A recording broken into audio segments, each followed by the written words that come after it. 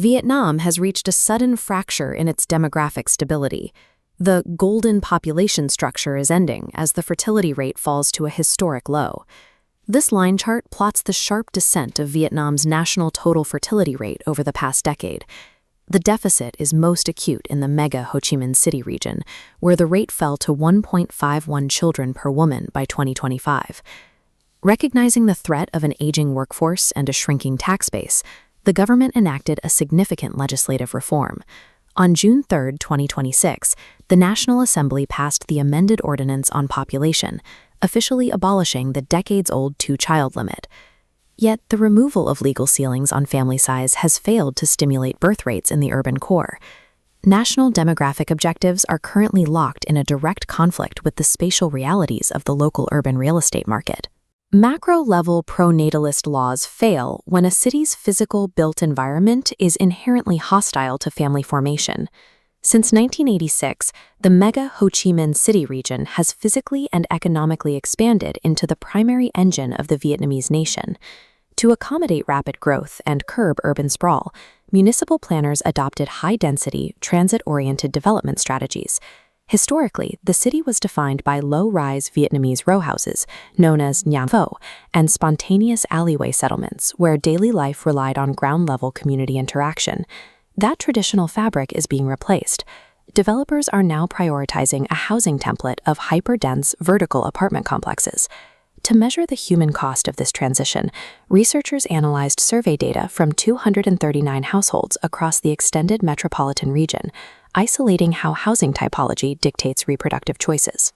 The compact city model is widely celebrated by international planners for its environmental efficiency.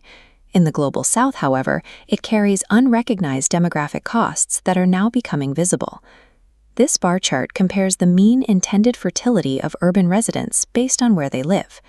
Those in traditional low-rise row houses intend to have an average of 1.32 additional children. Residents in high-rise apartments intend to have 0.70. A rate of 0.70 indicates that high-rise dwellers are effectively abandoning the 2.1 replacement level required to sustain a population. Skeptics might suggest this divide is a side effect of age, wealth, or migrant status. To prove the architecture itself is responsible for the decline, those demographic factors must be mathematically filtered out using a multivariate statistical model. We have to separate the physical building from the socioeconomic status of the people living inside it. Here we are building an ordinary least squares regression model to predict a household's fertility intent. First, we lock in the age of the respondents. Next, we control for household income levels. Then we factor in migrant status to account for those operating without local family networks. With those differences neutralized, we introduce the primary variable, housing typology, specifically residents in a high-rise apartment. The model returns a significant beta coefficient of negative 0.55. This is the spatial penalty. What did not reach statistical significance in the model was self-reported housing affordability. The physical layout of the apartment appears to override purely economic factors, like rent or mortgage costs, in shaping reproductive choices.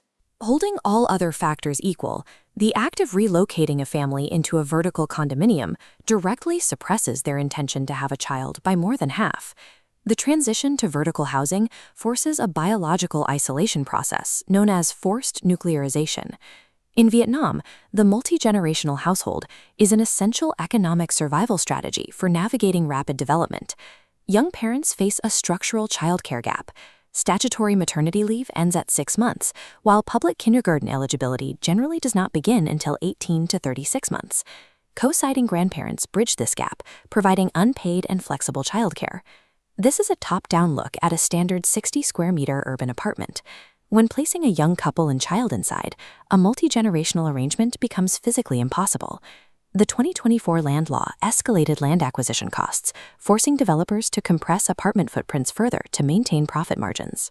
The high-rise micro-apartment acts as a reproductive technology that actively dismantles the extended family structures necessary to sustain a population. The immediate financial consequence of displacing grandparents is that young couples are forced into a dual income trap. They must maintain 2 full-time jobs to service their mortgage while absorbing the cost of private childcare, which frequently costs 8 to 12 million Vietnamese dong per child each month. This environment leads to parental burnout, a state of psychological stress and exhaustion fueled directly by spatial isolation. That isolation is exacerbated by the loss of the spontaneous social interaction that characterizes traditional low-rise hem neighborhoods. The vertical city reconfigures social relations, replacing organic community support with financial exhaustion, extinguishing the desire for family expansion. This regional map and chart track urban density against total fertility rates. Ho Chi Minh City's trajectory mirrors the demographic collapse across East Asia. South Korea pursued aggressive vertical compaction. Seoul's high-rise complexes correlate with a catastrophic 0.80 fertility rate. Even Singapore's highly engineered public housing model yields a dangerously low 1.10 rate.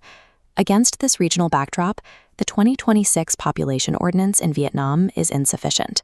A 30 million dong policy reward for a second child cannot purchase the additional square meters required to house that child. State-issued financial incentives are meaningless when the physical architecture of the city cannot provide the space to honor them. Soft densification is a model replacing super-tall isolation with medium-rise blocks built around shared courtyards, allowing for high density without destroying social connectivity. To operationalize this, municipalities must mandate that new large-scale residential developments include subsidized early childhood care centers built directly into the ground-level podium. Second, the state must offer tax incentives and density bonuses to developers who build multi-generational units larger than 85 square meters. Finally, zoning laws require an overhaul to penalize proposals that rely exclusively on micro-apartments lacking family-supportive design. Urban planning must be explicitly subordinated to demographic objectives. Cities must stop treating housing purely as a real estate asset. If a metropolis builds a skyline with no physical room for the next generation, it engineers its own demographic demise. Ultimately, housing is the infrastructure of reproduction.